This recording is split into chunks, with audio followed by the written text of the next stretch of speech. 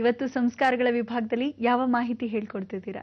ಜಗತ್ತಲ್ಲಿ ಸಂರಕ್ಷಣೆ ಮಾಡಬೇಕಾದ್ದು ಧರ್ಮ. ಆ ಧರ್ಮ ಎತ್ತಿಡಿಬೇಕಾದ್ರೆ ದುಷ್ಟ ಸಂಹಾರ ಆಗಬೇಕು. ದುಷ್ಟ ಸಂಹಾರಕ್ಕಾಗೋಕ್ಕೋಸ್ಕರ ಇವತ್ತಿನ ದಿವಸ ಪಾರ್ವತಿ ಪರಮೇಶ್ವರರು ಸಂಗಮವಾಗ್ತಾ ಇರತಕ್ಕಂಥ ಒಂದು ಸಮಯ.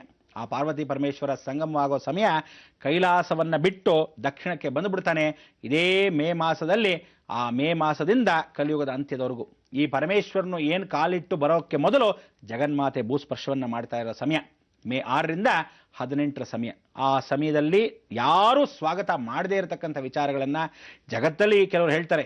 ಅದೇನೋ ಮೇ 12ರಿಂದ 6ನೇ ತಾರೀಕು 6ನೇ ತಾರೀಕಿಂದ 18ರೊಳಗೆ ಭೂಮಿಗೆ ದೇವರು ಇಳಿದು ಬಿಡ್ತಾರಾ, ಅದೇನು ಇವ್ರಿಗೆ ಮಾತ್ರ ಗೊತ್ತಾಗತ್ತಾ ಅಂತ ಕೆಲವರು ಹೇಳ್ತಾರೆ. ನಾನು ಹೇಳ್ತೀನಿ ಕೇಳಿ, ಎಲ್ರಿಗೂ ಗೊತ್ತಾಗೋಗಿದ್ರೆ ಅವರೆಲ್ಲ ಬ್ರಹ್ಮಾಂಡದಲ್ಲಿ ಕೂತ್ಕೋಬೇಕಾಗಿತ್ತು. ಅದಕ್ಕೆ ಬ್ರಹ್ಮಾಂಡ ಆಗೋಕ್ಕೆ ಎಲ್ರಿಗೂ ಸಾಧ್ಯವಿಲ್ಲ. ಅದಕ್ಕೆ ಜಗತ್ತಲ್ಲಿ ಇಂಥ ಒಂದು ಸಾಧನೆ ಯಾರಿಗೆ ಅಂದರೆ ದೈವ ಅನುಗ್ರಹ ಹೊಡೆದಿರ್ತಕ್ಕಂಥವ್ರಿಗೆ ಮಾತ್ರ. ಆ ದೈವಾನುಗ್ರಹ ಆಜ್ಞೆ ಏನಿದೆ, ಹಿಮಾಲಯದ ವಾಕ್ಯ ಏನಿದೆ, ಅದನ್ನು ಮಾತ್ರ ಪರಿಪಾಲನೆ ಮಾಡೋದೇ ನನ್ನ ಧರ್ಮ. ಅವರು ವಿಚಾರಪೂರ್ವಕವಾಗಿ ಆಶೀರ್ವಾದ ಮಾಡಿ ಭಾಳ ಸಂತೋಷ ಅಂತ ಹೇಳಿ ಅವರ ಅಭಿಪ್ರಾಯಗಳನ್ನು ತಿಳಿಸ್ಕೊಟ್ಟಿದ್ದಾರೆ. ಇಂಥ ಒಂದು ಅಭಿಪ್ರಾಯ ತಿಳಿಸ್ಕೊಟ್ಟಿರೋದಕ್ಕೆ ಜೀವಂತ ಸಾಕ್ಷಿಯಾಗಿ ತಮಗೆ ನಾಳೆ ದಿವಸ ಆ ವಿಚಾರಗಳನ್ನು ತಿಳಿಸ್ಕೊಡ್ತೀವಿ. ಇವತ್ತು ಮಂಗಳವಾಗುವ ಸಮಯ.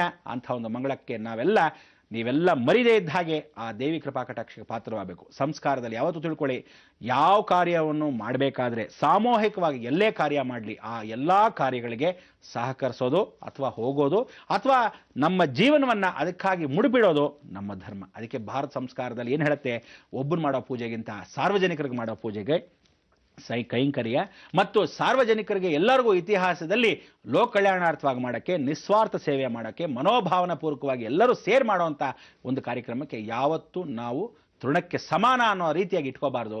ಜೀವನಕ್ಕೆ ಯಾವತ್ತು ಇದೇ ದಾರಿ, ನಮ್ಮದು ಇದೇ ಸನಾತನ ಧರ್ಮ ಅನ್ನೋದು ಇಟ್ಕೋಬೇಕು. ಈ ಧರ್ಮವನ್ನು ಎತ್ತಿಡಕ್ಕೆ ನೀವು ಏನು ಹೇಳಬೇಕು ಇವತ್ತಿನ ದಿವಸ? ಲೋಕ ಸಮಸ್ತ ಸುಖಿನೋ ಭವಂತು, ಸನ್ಮಂಗಳಾನಿ ಭವಂತು. ಗುರುಜಿ, ಸಾಮೂಹಿಕವಾಗಿ ಯಾವುದೇ ಒಂದು ಧಾರ್ಮಿಕ ಕಾರ್ಯಕ್ರಮ ನಡೀತಾ ಇದ್ರೆ ನಾವೆಲ್ಲರೂ ಕೈ ಜೋಡಿಸ್ಬೇಕು ಅಂತ ತಿಳಿಸ್ಕೊಟ್ಟಿದ್ದೀರಾ. ಇಂದಿನ ಸಂಸ್ಕಾರಗಳ ವಿಭಾಗದಲ್ಲಿ ನಮ್ಮ ಈ ಕಾರ್ಯಕ್ರಮಕ್ಕೆ ಆಗಮಿಸಿ ಇಷ್ಟೆಲ್ಲ ಮಾಹಿತಿನ ಎಂದಿನಂತೆ ನೀಡೋದಕ್ಕಾಗಿ ಧನ್ಯವಾದಗಳು ಗುರುಜಿ. ವೀಕ್ಷಕರೇ, ಸರಿ, ಮತ್ತೆ ನಾಳೆ ಸರಿಯಾಗಿ 9 ಗಂಟೆಗೆ ಮತ್ತೆ ನಾವು ನೀವು ಭೇಟಿಯಾಗೋಣ, ಇನ್ನಷ್ಟು ಮಾಹಿತಿಯನ್ನ ಪಡೆಯೋಣ. ಈಗ ಹೋಗ್ಬರೋದಾ? ನಮಸ್ಕಾರ.